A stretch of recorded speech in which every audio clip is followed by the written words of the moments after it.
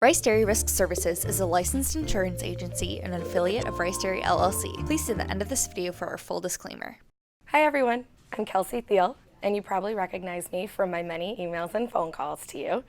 I'm RDRS's go-to for operations, compliance, financials, and everything else that keeps your DRP policies working smoothly. I work to bring our customers, insurance companies, and our agents together, so don't hesitate to reach out to me at any time. I'd love to work together or get you in contact with another dedicated member of our network. Today we're excited to announce a new product, Livestock Gross Margin, or LGM dairy coverage. We think you're really going to like this program. So without further ado, I'll pass it off to Ryan Yonkman to give you the lowdown. Ryan Yonkman here, and today I'm going to walk you through livestock dairy gross margin, something new that we'll be doing here on the Rice Dairy Risk Services side.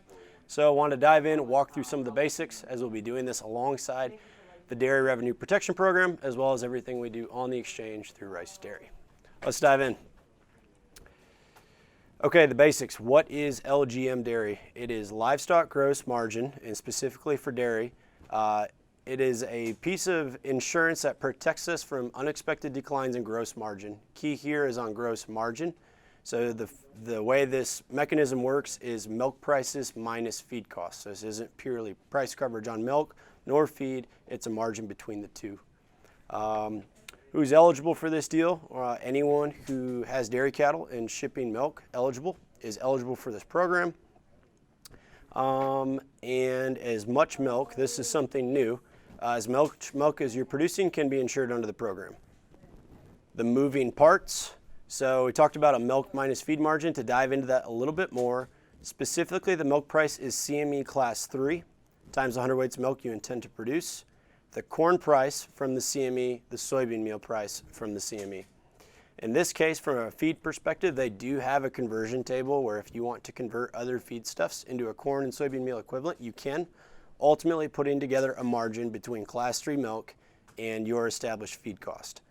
On the feed side of this program, you guys have an ability to enter a certain minimum or maximum amount of corn and meal, allowing you to make your margin either heavier on feed or less on feed, or in that case, you kind of have more clean milk price coverage or more of a margin coverage if you're establishing a higher level of feed weight in that.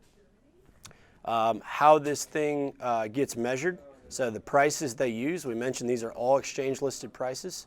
The expected price measurement period is the 3 days trading prior to and including the last Friday of the month. So this is a little different from certainly from DRP or anything you watch on the exchange. They use a 3-day average of the last 3 trading days in the month on that Friday. So a little goofy there, but at the end of the day, it's those 3 last days. An average of those is what sets the price for the LGM we can purchase. Diving a little bit more then into the actual margin, we talked about the moving parts. Your gross margin is the margin calculated by class 3 milk minus the feed cost minus deductible. So get into the insurance piece of this. Once your margin is established, you have the ability to pick a deductible between $0 and $2 per hundredweight in 10% increments. Naturally, the lower the deductible, the higher premium cost. The bigger the deductible, the lower premium cost. Obviously, less aggressive coverage when doing that. Like the Dairy Revenue Protection Program, this is subsidized from 18 to 50%. Following up more on premiums, the premiums are due on the first business day of the month following the last insurance period. Simply said, this will be due after your coverage is up. So if you were to say hedge January through June, at the end of June, your insurance period would be up. You then will be billed on the first day following that month. So 1st of July, your premiums would be due for Jan to June coverage if indeed there was no payout. If the opposite is true and you have an indemnity, same thing. The indemnity will be due to you at the end of the insurance period. So same moving parts.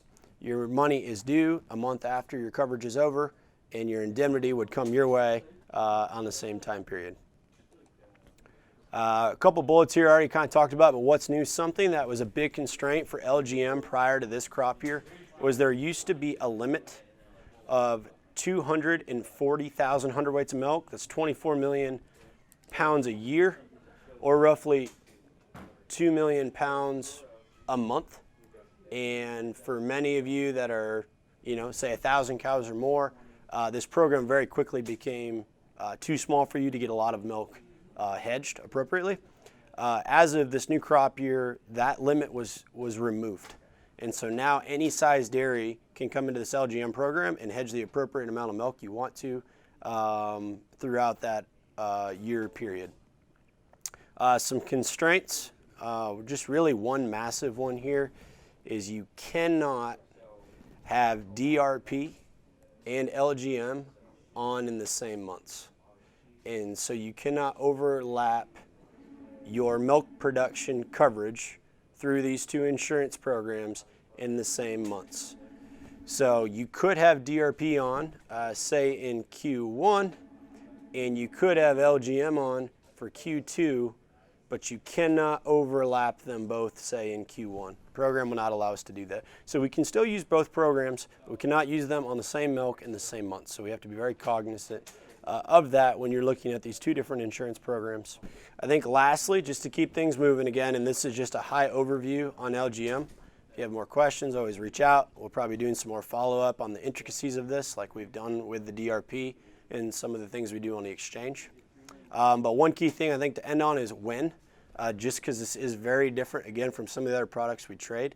The sales period, or when you guys can choose to purchase livestock gross margin coverage in dairy, is on, I have it highlighted here, it's on the last business Friday of the month. So in this case, should be next Friday. LGM would come available. Again, it's taking the last 3 days of trading, takes that average, and that then becomes your opportunity to hedge going 11 months forward.